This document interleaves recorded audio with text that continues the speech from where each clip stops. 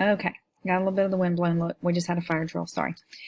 I don't think that helped. But anyway, this is all about translation. And so the first I can statement is I can describe the process of translation, including the 3 steps. And so let's start with the 3 steps. The first step is initiation, which just means to begin.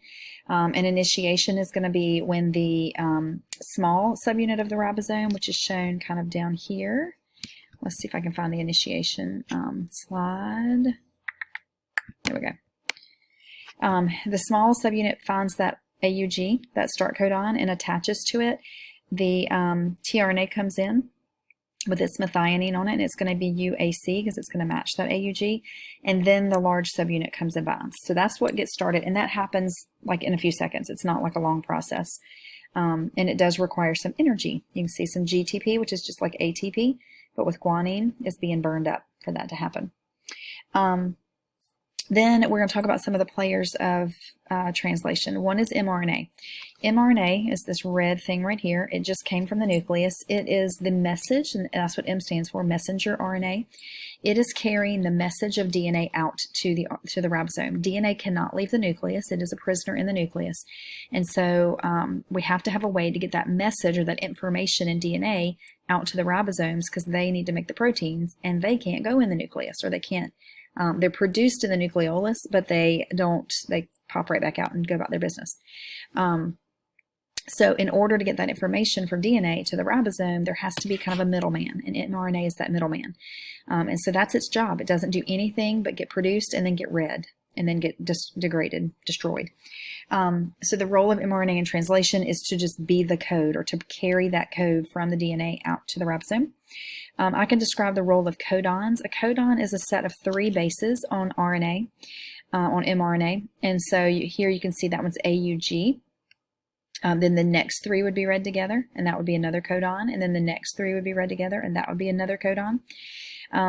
And so their role is simply they are the message. I mean, they are, hey, this is the code.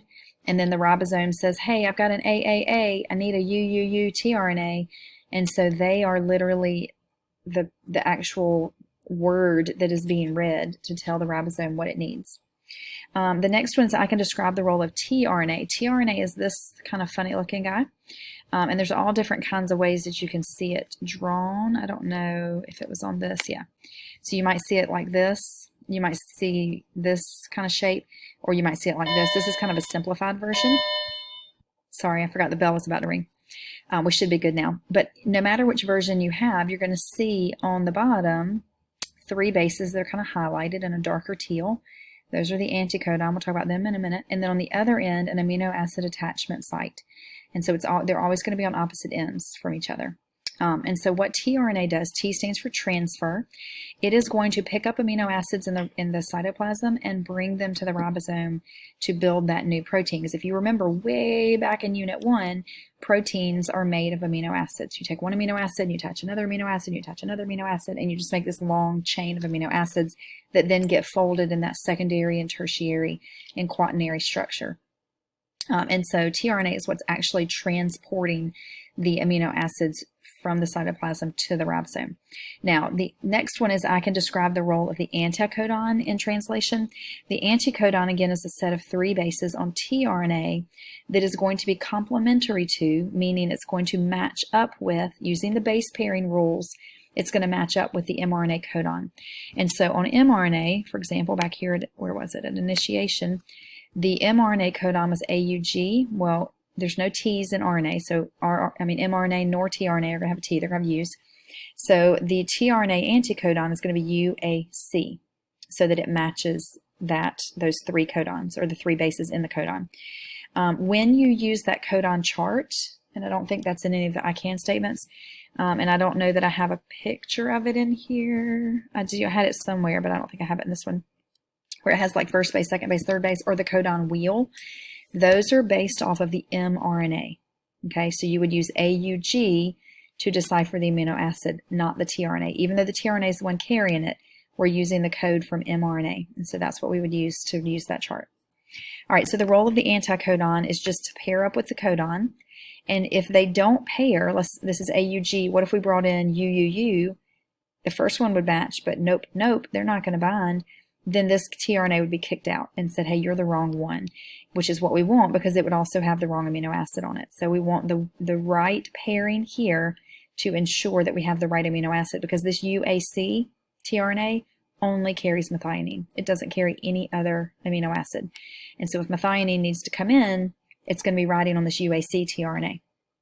Okay, so that's the role of the anticodon, is just to bind to the codon on mRNA and therefore ensure that the right amino acid is being brought in. I can describe the role of aminoacyl-tRNA-synthetase. That's a big old crazy word, but we're just going to break it down. Aminoacyl is amino acid. It's like a different form of it, an adjective maybe form. Of course, tRNA. And then synthetase, ACE tells us it's an enzyme, and to synthesize means to make. And so what this enzyme does is it binds the amino acid to the tRNA.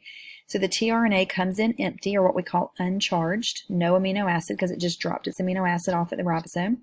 It's going to pop into this enzyme. The correct amino acid will pop in. So let's say this is that UAC tRNA. This would be methionine.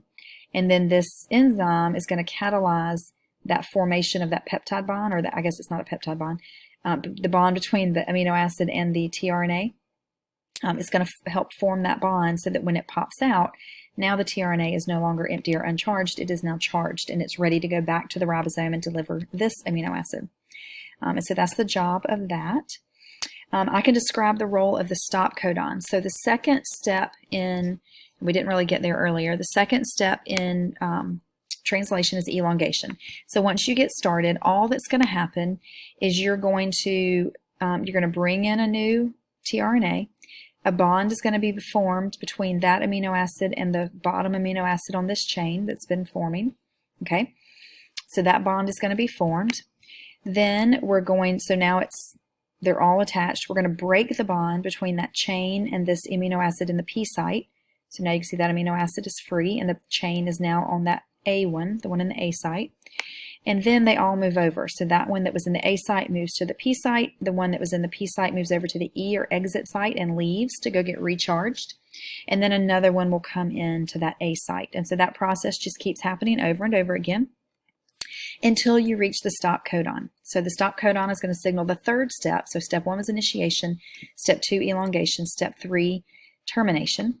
And the stop codon is going to signal that it's time to terminate or to end. And so the stop codon is a set of 3 bases on RNA, on mRNA. It's either going to be UAG, UAA, or UGA.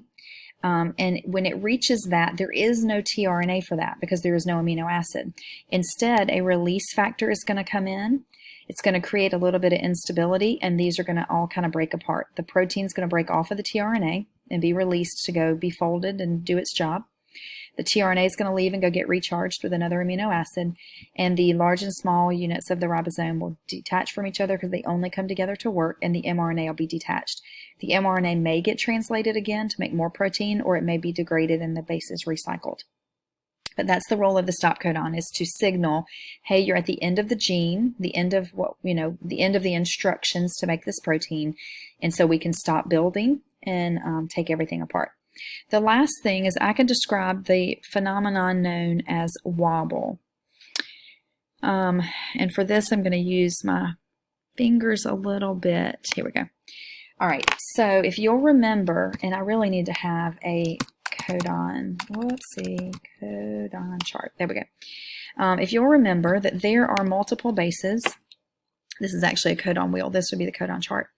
So for example, serine, if you have UCU, UCC, UCA, or UCG, so as long as you have U and then C, you're going to get serine. It doesn't matter what that last base is. Here's another way to look at it.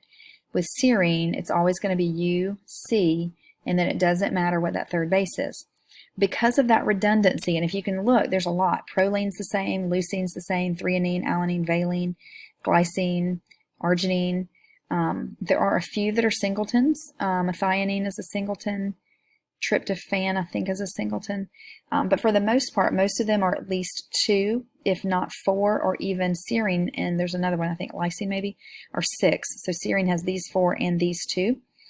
And so when we are putting together our DNA, our protein, and our tRNA and our mRNA, the first two bases, let me get this away from my head, have to match perfectly. So for example, for serine, if the RNA is UCG, then this has to be A, because that's a U, G, because that's a C.